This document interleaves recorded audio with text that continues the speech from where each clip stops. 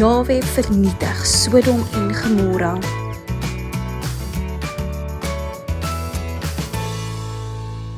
Hierdie is Abraham. Abraham het 'n neefie gehad met die naam Lot.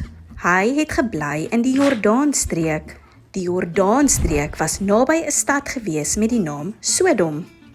Die mense wat in Sodom gebly het, was baie stout en het gesondig teen Jahwe. Jahwe sê vir Abraham dat hy die stad van Sodom gaan vernietig. Abraham smeek toe by Jahwe vir die mense van Sodom se lewens.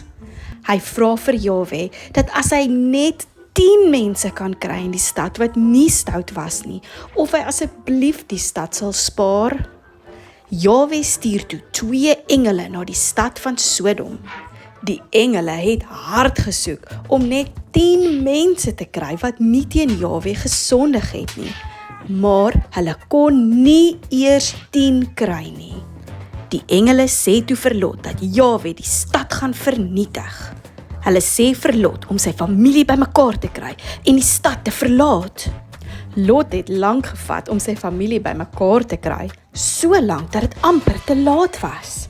Die engele gryp hulle hande en sleep hulle uit die stad uit. Die engele sê vir Lot en sy familie dat hulle nie mag terugkyk nie. Jahwe laat vuur toe neerreën op Sodom en Gomorra.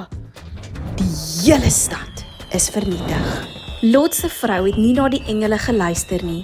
Sy kyk terug en net daar verander sy in 'n soutpilaar. Lot en sy familie was veilig want hulle het geluister na Jahwe se engele. En Jahwe was genadig oor Abraham en sy familie en hy het hulle beskerm.